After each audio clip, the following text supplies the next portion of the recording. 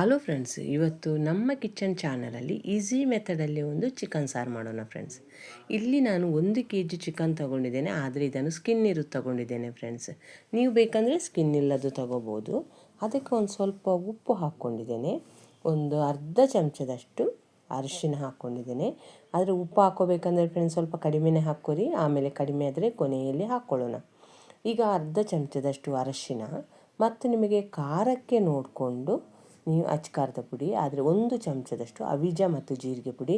ಇದನ್ನು ನಾನು ಬೇರೆ ವೀಡಿಯೋಗಳಲ್ಲೂ ಹೇಳ್ತಿರ್ತೇನೆ ಫ್ರೆಂಡ್ಸ್, ನಾನು ಅದನ್ನು ಮೊದಲೇ ಪೌಡ್ರ್ ಮಾಡಿಟ್ಕೊಂಡಿರ್ತೇನೆ, ಅದನ್ನು ಕೂಡ ಹಾಕ್ಕೊಂಡಿದ್ದೇನೆ. ಈಗ ನಾನು ಒಂದು 6ರಿಂದ 7 ಟೇಬಲ್ ಚಮಚದಷ್ಟು ಖಾರದ ಪುಡಿ ಹಾಕ್ಕೊಂಡಿದ್ದೇನೆ, ಯಾಕಂದರೆ 1 kg ಚಿಕನ್ ಫ್ರೆಂಡ್ಸ್. ಆದರೆ ಇಲ್ಲಿ ನನ್ನ ಕಡೆ ಇರುವ ಖಾರದ ಪುಡಿ ಅಷ್ಟೊಂದು ಖಾರ ಇಲ್ಲ, ಅದಕ್ಕೆ ನೀವು ನೋಡಿಕೊಂಡು ಖಾರದ ಪುಡಿನ ಸೇರಿಸ್ಕೊರಿ. ಈಗ 1 ಚಮಚದಷ್ಟು ಬೆಳ್ಳುಳ್ಳಿ ಶುಂಠಿ ಪೇಸ್ಟ್. ಇಲ್ಲಿ ನೀವು ತಿಳ್ಕೊಬೇಕು, ಒಂದು 2ರಿಂದ 3 ಟೇಬಲ್ ಚಮಚದಷ್ಟು ಎಣ್ಣೆ ಹಾಕ್ಕೊಳ್ಳೋಣ. ಇದು ನೀರು ಹಾಕ್ಕೊಂಡು ನಾನು ಮಿಕ್ಸ್ ಮಾಡ್ತಿಲ್ಲ ಫ್ರೆಂಡ್ಸ್.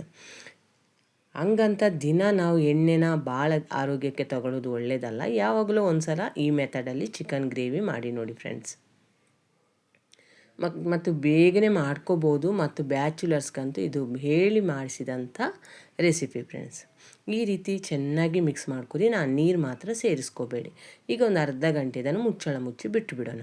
ಇಲ್ಲಿ ಫ್ರೆಂಡ್ಸ್ ನಾನು ಇದು ವಿಡಿಯೋ ಸ್ಕಿಪ್ ಆಗಿದೆ, ಒಂದು 1/4 ಕಪ್ಪಷ್ಟು ತೆಂಗಿನಕಾಯಿ, 2 ಟೊಮೆಟೊ ಹಣ್ಣು, 1-2 ಲವಂಗ ಮತ್ತು 1 ಚಕ್ಕೆ ಪೀಸ್ ಅಷ್ಟೇ ಹಾಕ್ಕೊಂಡಿದ್ದೇನೆ, ಬೇರೆ ಏನೂ ಹಾಕ್ಕೊಂಡಿಲ್ಲ. ಇಷ್ಟೇ ರುಬ್ಕೊಳ್ಳೋಣ ಫ್ರೆಂಡ್ಸ್. ಇಲ್ಲಿ ಈರುಳ್ಳಿ ಹಾಕ್ಕೊಳ್ಳಿಲ್ಲ, ಬೆಳ್ಳುಳ್ಳಿ ಹಾಕ್ಕೊಳ್ಳಿಲ್ಲ ಫ್ರೆಂಡ್ಸ್. ನಾನು ಈಗ ಇದನ್ನು ರುಬ್ಕೊತೇನೆ, ನೀರು ಹಾಕಿ ನೈಸಾಗಿ ರುಬ್ಕೋಬೇಕು. ಇಲ್ಲಿ ಒಂದು ಪಾತ್ರೆಗೆ ಒಂದು ಸ್ವಲ್ಪ ಎಣ್ಣೆನ ಹಾಕ್ಕೊತಿದ್ದೇನೆ, ನೀವು ನೋಡಿಕೊಂಡು ಹಾಕ್ಕೊರಿ ಫ್ರೆಂಡ್ಸ್. ಸ್ವಲ್ಪ ಹಿರಿಯರಿದ್ದರೆ ಅಥವಾ ಸಣ್ಣ ಮಕ್ಕಳಿಗೆ ಬೇಡ ಅಂದರೆ ಎಣ್ಣೆನ ಭಾಳ ಹಾಕ್ಕೋಬೇಡಿ.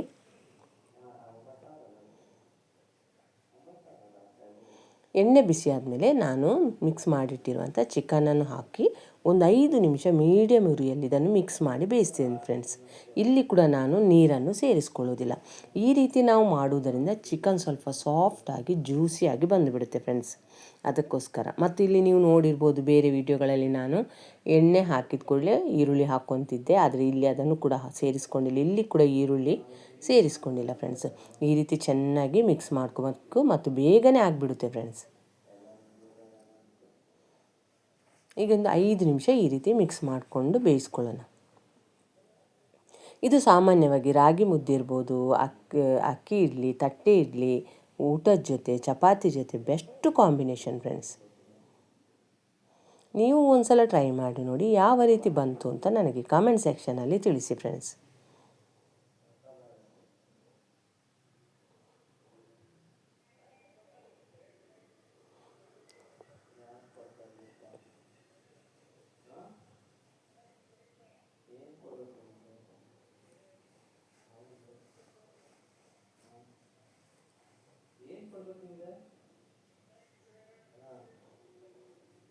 ಈಗ ರುಬ್ಬಿರುವಂಥ ಮಸಾಲವನ್ನು ಈಗ ಇದಕ್ಕೆ ಹಾಕ್ಕೊತಿದ್ದೇನೆ ಫ್ರೆಂಡ್ಸ್. ಈಗ ಇದಕ್ಕೆ ಒಂದು 2 ಗ್ಲಾಸಷ್ಟು ನೀರನ್ನು ಕೂಡ ಸೇರಿಸ್ಕೊಳ್ಳೋಣ. ಒಂದು ಸಲ ಚೆನ್ನಾಗಿ ಮಿಕ್ಸ್ ಮಾಡ್ಕೋಬೇಕು ಫ್ರೆಂಡ್ಸ್. ನೀವು ಸ್ವಲ್ಪ ಇಷ್ಟ ಬೇಕಂದರೆ ಗರಂ ಮಸಾಲ ಪೌಡ್ರ್ ಹಾಕ್ಕೋಬೋದು, ನಾನು ಅದನ್ನು ಕೂಡ ಇಲ್ಲಿ ಹಾಕ್ಕೊಂಡಿಲ್ಲ. ಸಿಂಪಲಾಗಿ ಮಾಡ್ಕೊಂಡಿದ್ದೇನೆ, ರುಚಿಯಾಗಿ ಮಾಡ್ಕೊಂಡಿದ್ದೇನೆ. ಈ ಮೆಥಡಲ್ಲಿ ನೀವು ಒಂದು ಸಲ ಚಿಕನ್ ಸಾರು ಮಾಡಿ ನೋಡಿ, ಯಾವ ರೀತಿ ಬಂತು ಅಂತ ನನಗೆ ಕಾಮೆಂಟ್ ಸೆಕ್ಷನಲ್ಲಿ ತಿಳಿಸಿ ಫ್ರೆಂಡ್ಸ್.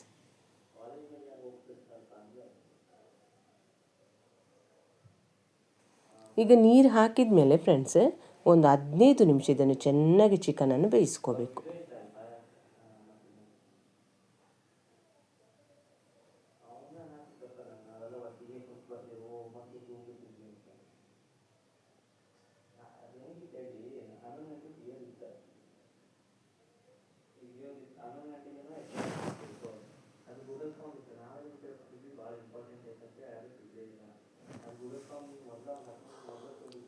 ಈಗ ಮುಚ್ಚಳ ಮುಚ್ಚಿ ಒಂದು 15 ನಿಮಿಷ ಇದನ್ನು ಬೇಯಿಸ್ಕೊಂಡಾದಮೇಲೆ ನಿಮಗೆ ಮುಚ್ಚಳ ತೆಗೆದು ತೋರಿಸಿದ್ದೇನೆ ನಮ್ಮ ಚಿಕನ್ ಸಾರು ಯಾವ ರೀತಿ ರೆಡಿಯಾಗಿದೆ ಅಂತ.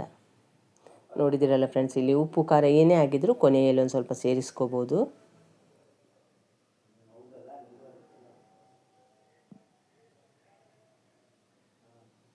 ಈ ವಿಡಿಯೋನ ನೀವು ನೋಡಿದ್ದಕ್ಕೆ ನಿಮಗೆ ತುಂಬ ಧನ್ಯವಾದಗಳು ಫ್ರೆಂಡ್ಸ್.